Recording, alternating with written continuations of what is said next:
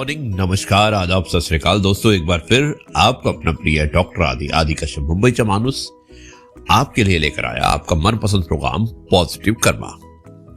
दोस्तों आज episode number है 1555 और आज की एक विशेष कहानी है जिसका शीर्षक है लाचार बाप। एक बहुत ही अच्छा वार्तालाप है, मार्मिक कहानी है बाप और बेटे के बीच में।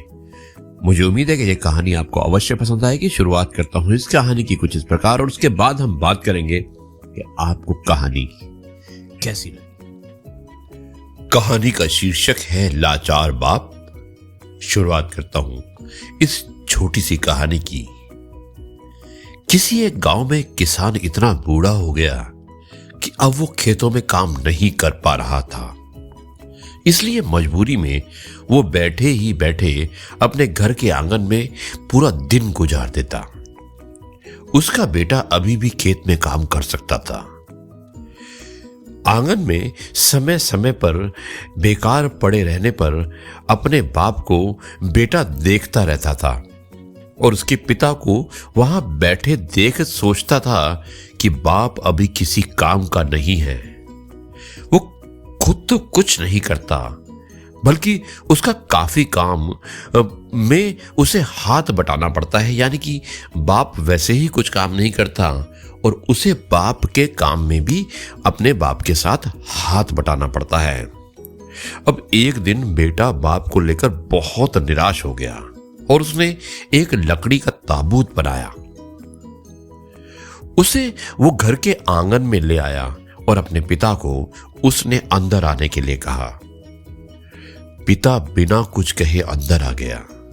ढक्कन बंद करके बेटे ने ताबूत को पहाड़ के किनारे तक खींच लिया जिसके नीचे एक मजबूत चट्टान भी थी। जैसे ही वो मंजिल के पास पहुंचा उसने ढक्कन पर हल्की थपथपाहट की आवाज सुनी। ताबूत के अंदर से बाप ढक्कन खोलने के लिए कह रहा था। बेटे ने सोचा कि आखिरी समय है और ढक्कन खोल दिया तो बाप अभी भी शांति से वहीं पर लेटा हुआ था।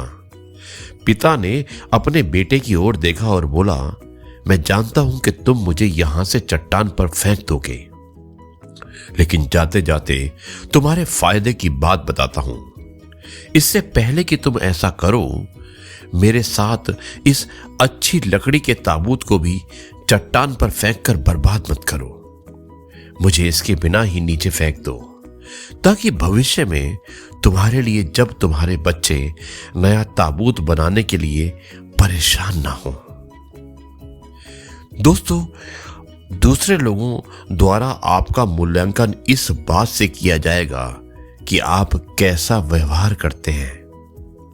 लोग जिनसे आपको अब कुछ भी हासिल नहीं होगा वैसे लोगों के साथ भी कैसा व्यवहार करते हैं।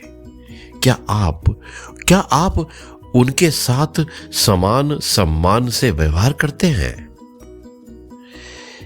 जैसा कि आप किसी लाभकारी व्यक्ति के साथ करते हैं? आप इसके बारे में सोचें और सभी के साथ सम्मान पूर्वक व्यवहार करें। जी हाँ दोस्तों, कैसी लगी ये कहानी आपको? लाचार बाप, जिसमें आपने देखा, आपने सुना कि एक बाप किसी काम का नहीं रहता है, कुछ काम नहीं करता है और उसका बेटा इस बात को पसंद नहीं करता कि उसका बाप कुछ काम नहीं करता है। और एक दिन वो बाप के लिए एक ताबूत बनाकर लाता है, लकड़ी का ताबूत होता है, और अपने बाप से कहता है कि पिताजी आप इस ताबूत में बैठ जाओ। और पिताजी चुपचाप उस ताबूत में अपने बेटे की बात को मानकर बैठ जाते हैं।